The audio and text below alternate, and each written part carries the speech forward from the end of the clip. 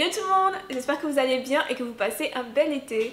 Aujourd'hui, j'aimerais parler un peu de structure narrative et vous présenter l'outil que j'utilise pour structurer mes histoires. Je suis encore loin d'être une experte sur le sujet, mais alors vraiment loin. Mais j'avais tout de même envie de vous partager ce que je sais, de vous partager les conseils qui m'ont le plus aidé, avec l'espoir d'aider peut-être d'autres personnes à mon tour. Alors tout d'abord, qu'est-ce que je veux dire quand je parle de structure narrative? On l'apprend tous à l'école. En tout cas, mon éditrice me l'a récemment rappelé, mais la plupart des romans sont structurés en suivant le schéma narratif. Les romans généralement commencent avec une situation initiale qui est ensuite perturbée par un élément déclencheur, se poursuit en une série de péripéties menant à un dénouement qui mène ensuite à une situation finale. La plupart des romans suivent cette structure et c'est pour ça que généralement lorsqu'on pense à une histoire, on pense à une histoire sous cette forme-là. Mais il y a une différence entre savoir quelque chose et savoir l'appliquer. Même si on sait comment une histoire est généralement structurée, ça peut être difficile de structurer sa propre histoire. Combien de temps peut durer une situation initiale ? Quand doit arriver l'élément déclencheur? Combien peut-il y avoir de péripéties? Tout cela peut être difficile à déterminer. Une situation initiale qui s'éternise trop peut donner l'impression que le roman ne démarre pas. Une histoire qui contient trop de péripéties peut finir par ennuyer ses lecteurs. La structure narrative est selon moi l'un des trucs les plus difficiles à maîtriser en écriture. Ce serait tellement simple si on pouvait dire ok, la situation initiale doit durer 20 pages et exactement sur la 21e page, il doit y avoir l'élément déclencheur. Les péripéties doivent durer 100 pages et après on bascule directement dans le dénouement. Ce serait tellement plus simple si on pouvait structurer de cette manière, mais malheureusement ce n'est pas le cas, ce n'est pas comme ça fonctionne. C'est possible de travailler de cette manière lorsqu'on écrit un scénario de film, mais lorsqu'on écrit un roman, il n'y a pas la structure qui va nous permettre de structurer correctement tous les romans qu'on va écrire. Chaque roman aura une structure et une forme qui lui est propre. Toutes les histoires n'auront pas besoin du même nombre de péripéties par exemple. Il existe plusieurs méthodes qui aident à structurer son histoire. L'une des plus populaires est la méthode de Save the Cat. Cette méthode reprend le schéma narratif de base et le découpe en 15 bits ou battements. La particularité de Save the Cat, c'est que le livre donne une idée en pourcentage de la longueur que doit avoir chaque battement en fonction de la longueur finale de l'histoire. Ça peut être utile. Personnellement, je trouve que c'est un peu restrictif, mais je sais que ça aide beaucoup de personnes. À part Save the Cat, il y a aussi la méthode du flocon qui est une autre manière plutôt populaire de structurer ses histoires. C'est une méthode très détaillée qui comprend beaucoup d'étapes et qui demande beaucoup de travail en amont, mais pour l'avoir utilisée pour quelques-unes de mes histoires lorsque j'étais plus jeune, je peux vous dire qu'elle a fonctionné pour moi. Si vous êtes plutôt du genre à imaginer vos histoires au fur et à mesure que vous les écrivez, il est possible qu'elles vous restreignent plus qu'autre chose,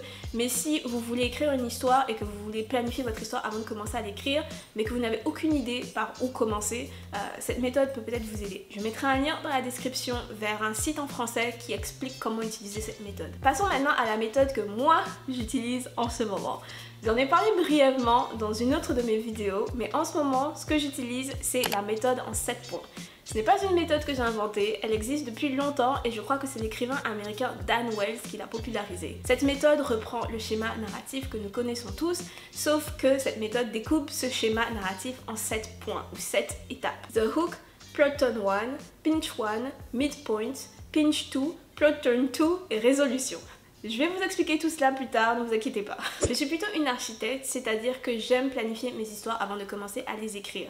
Donc avant de commencer à écrire mes premiers jets, je planifie en avance les événements de mes histoires avec la méthode en 7 points. La particularité de la méthode en 7 points, c'est qu'on ne travaille pas sur les différentes étapes de l'histoire dans l'ordre. On n'imagine donc pas l'histoire sous la forme situation initiale, éléments déclencheurs, péripéties, dénouement, résolution. On construit l'histoire en commençant par la situation finale, puis la situation initiale, ensuite l'élément déclencheur, puis le dénouement et enfin les péripéties. Quand on a toutes les étapes, on les remet dans l'ordre du schéma narratif habituel. Personnellement, cette manière de faire m'aide à comprendre comment les différents éléments de mon histoire vont s'organiser les uns par rapport aux autres. Car l'une des choses qu'il est important de garder à l'esprit lorsqu'on structure une histoire, c'est qu'il est toujours mieux lorsque tous les éléments sont connectés les uns aux autres. Une histoire fonctionne mieux lorsqu'elle est une succession de causes et de conséquences. C'est un conseil que j'ai lu sur internet il y a quelques années et il m'a été super utile. Je vais maintenant rentrer un petit peu plus en détail pour chaque étape de la méthode en 7 points. Donc comme je l'ai dit, avec cette méthode, on structure son histoire en partant de la fin. On commence donc par la résolution ou situation finale. Généralement, quand on a une idée d'histoire, on a une idée du début et une idée de l'élément déclencheur. Mais on a rarement une idée de la fin. Avec Oiseau de nuit par exemple, l'histoire dont je vous ai parlé dans ma vidéo sur le world building, je savais en commençant à structurer cette histoire que je voulais parler de deux héroïnes enquêtant sur un meurtre. Je ne savais pas à ce moment-là où est-ce que leur enquête allait les mener, ni comment le meurtre est arrivé. Si on commence à travailler sur son histoire en partant de la fin, ça nous donne une trajectoire, une ligne d'arrivée. Ok, voilà où les péripéties vont me mener, voilà où je veux que mes personnages arrivent. Ça permet de créer une structure plus unifiée. Comme on sait où on va, ce sera plus facile de faire en sorte que tous les éléments de l'histoire mènent à cet endroit. Une fois que l'on connaît notre résolution, on peut s'intéresser à la situation initiale. Dans la méthode en 7 points, la situation initiale s'appelle The Hook, l'accroche, car elle est supposée accrocher les lecteurs et leur donner envie de lire la suite. Une situation initiale permet de présenter au lecteur le ou les personnages principaux de l'histoire. Qui sont-ils au début de l'histoire? Ont-ils de la famille? Que font-ils? Quel est leur quotidien? On n'est pas obligé de dire tout ça, on peut le sous-entendre et laisser quelques mystères pour la fin de l'histoire, mais je pense que c'est quand même important de présenter ces personnages au début de l'histoire car c'est ce qui va aider les lecteurs à s'attacher à eux. Maintenant, généralement, une histoire arrive pour provoquer un changement et c'est pour ça que dans la méthode en 7 points, la situation initiale est opposée à la résolution. Il est possible que le personnage commence l'histoire malheureux et finisse l'histoire heureux. Il est possible que le personnage commence l'histoire heureux et finisse l'histoire malheureux. Tout dépend de ce que vous voulez raconter. Mais la méthode en 7 points met l'accent sur un changement entre ces deux situations. Il doit y avoir une différence dans l'état du personnage principal entre le début de l'histoire et la fin de l'histoire. Avec la méthode en 7 points, après la résolution et l'accroche, on peut travailler sur le milieu de l'histoire. Dans la structure narrative classique, on a une succession de péripéties, mais on n'a pas de milieu bien défini. C'est d'ailleurs pour cette raison que beaucoup de personnes ont du mal à travailler sur le milieu. On appelle d'ailleurs ça le syndrome du milieu. Oui, ça a un nom. Pour mieux comprendre ce moment un petit peu particulier de l'histoire, je pense qu'il faut revenir au schéma narratif classique. Nous avons donc le personnage qui vit une vie tranquille ou non au début de l'histoire. Son quotidien est perturbé par un élément déclencheur. S'ensuit alors une série de péripéties durant lesquelles le personnage cherche à rétablir la situation initiale ou alors à changer sa situation. La question se pose alors, combien de péripéties sont nécessaires avant de pouvoir arriver au dénouement? À quel moment peut-on dire ok, il est temps d'arriver à la fin de l'histoire? Dans beaucoup de méthodes narratives, il y a donc l'idée que quelque chose de différent doit arriver au personnage au milieu de l'histoire. Dans la méthode en 7 points, ça s'appelle le midpoint. Au milieu de l'histoire, il y a un événement qui vient changer la direction de l'histoire. Une mort, une découverte, bref, quelque chose qui vient changer l'attitude des personnages et qui vient les pousser dans une autre direction. Je ne sais pas si Hunger Games a été structuré en suivant la méthode en 7 points, mais je trouve que c'est un très bon exemple pour expliquer cette méthode. Dans le premier tome, après que Katniss ait décidé de participer au jeu, elle est plutôt passive. Elle s'entraîne, elle rentre dans l'arène, elle survit dans l'arène, mais elle suit les règles d'une certaine manière. Elle se contente de réagir à ce qui lui arrive. Cela change après la mort de Rue et elle commence à prendre son destin en main d'une certaine manière. Maintenant, comment planifier le milieu de son histoire à ce moment-là de la méthode en 7 points? Parce qu'à ce moment-là de la méthode en 7 points, on ne connaît que la situation initiale de notre histoire et la situation finale. Le plus souvent, je parle de mes personnages principaux. Je me demande qu'est-ce qui pourrait les bouleverser à ce moment-là de l'histoire. Ça peut être la mort de quelqu'un qui leur est cher, ça peut être la trahison de quelqu'un qui leur est cher, ça peut être une découverte qui change complètement leur manière de voir le monde. Pour Oiseau de nuit, au milieu de l'histoire, j'ai décidé que mes héroïnes vont découvrir qui est responsable du meurtre. Elles vont découvrir qu'une personne en qui elles avaient confiance est responsable. L'histoire va alors changer à ce moment-là. Mes héroïnes vont tenter d'empêcher le meurtre d'arriver, car oui, c'est aussi une histoire de voyage dans le temps, et elles vont tenter de révéler à tous l'identité du meurtrier. Une fois qu'on connaît notre situation initiale, notre situation finale et le midpoint, il est temps de passer à l'élément déclencheur, aussi appelé plot tome 1 dans la méthode en 7 points. Qu'est-ce qu'un élément déclencheur? C'est l'élément qui vient changer la situation initiale, c'est l'élément qui vient commencer toute l'histoire. Dans Hunger Games, c'est quand la sœur de Katniss est choisie pour participer au jeu. Dans les Royaumes du Nord, si je me souviens bien, c'est quand Roger, le meilleur ami de Lyra, disparaît. Bref, un élément déclencheur est un événement qui vient obliger les personnages principaux à prendre ou non une décision qui va complètement changer leur quotidien. Dans Hunger Games, Katniss décide de prendre la place de sa sœur. Dans les Royaumes du Nord, Lyra décide de partir à la recherche de Roger. Ce qui m'a beaucoup aidé, c'est de visualiser l'élément déclencheur comme un élément qui vient pousser les personnages principaux hors de leur zone de confort. L'élément déclencheur peut être une conséquence des actions des personnages, mais est généralement extérieur aux personnages. Prenons l'exemple d'une histoire qui parlerait d'un homme qui cherche à s'échapper de prison. Le livre pourrait commencer par l'arrestation de l'homme. Donc l'homme cambriole une banque, se fait arrêter et est envoyé en prison. Ce serait ça le début de l'histoire. Dans cette situation-là, l'élément déclencheur est l'arrestation. et le fait que l'homme se retrouve en prison. L'élément déclencheur d'arrestation est arrivé parce que l'homme a cambriolé une banque, mais il ne voulait pas se faire arrêter, c'était pas son intention. L'élément déclencheur est généralement un événement sur lequel les personnages ont peu de contrôle. L'événement les oblige à s'adapter. Certains personnages sont poussés à prendre une décision, d'autres suivent le mouvement.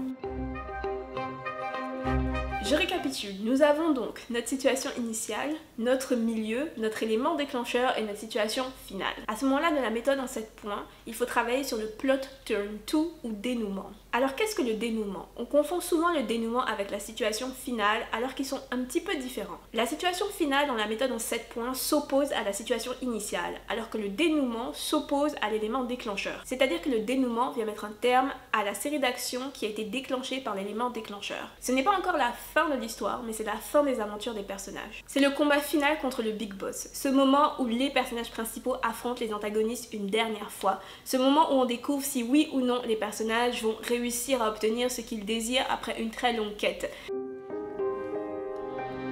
Maintenant que nous avons presque toutes les étapes du schéma narratif, il est temps de décider ce qui va se passer durant les péripéties. La méthode en 7 points découpe les péripéties en 3 étapes. Pinch point 1, midpoint et pinch point 2. Le midpoint, on en a déjà parlé, c'est le milieu. Les pinch points peuvent être traduits par des points de tension. Après l'élément déclencheur, la vie du personnage change. Mais ensuite, comment faire avancer l'histoire? En ajoutant un premier moment de tension par exemple. Dans beaucoup d'histoires, c'est le moment où on introduit l'antagoniste. Dans certaines histoires, comme par exemple les histoires plus guerrières / militaires comme Rage of Dragons, c'est généralement à ce moment-là que le héros se rend compte qu'il n'est pas assez puissant pour réussir à obtenir ce qu'il désire et qu'il a besoin de s'entraider un petit peu plus. Bref, le personnage principal fait face à une première difficulté. Ses efforts pour résoudre cette difficulté vont le mener aux événements du milieu de l'histoire dont on a parlé plus tôt. Enfin, on peut travailler sur le deuxième moment de tension ou pinch point 2. Il prend place entre le milieu du livre et le dénouement. Après que le personnage ait décidé de prendre les choses en main, de prendre son destin en main, il fait face à une dernière grande difficulté. C'est le moment le plus sombre de l'histoire, c'est la plus grande difficulté que le héros va affronter. Ce moment dans l'histoire correspond à peu près à l'étape la nuit la plus noire dans la méthode Save the Cat. C'est une partie de l'histoire où les efforts du héros provoquent une situation extrêmement difficile émotionnellement. Dans ce moment-là de l'histoire, tout espoir semble être perdu. C'est le moment où les lecteurs vont se dire « Ok, je ne vois pas du tout comment les héros pourraient s'en sortir ». À cause de cette dernière difficulté, le personnage principal est obligé de penser différemment pour se sortir de sa situation. C'est généralement à ce moment-là que le personnage se rend compte de ses erreurs et décide de changer.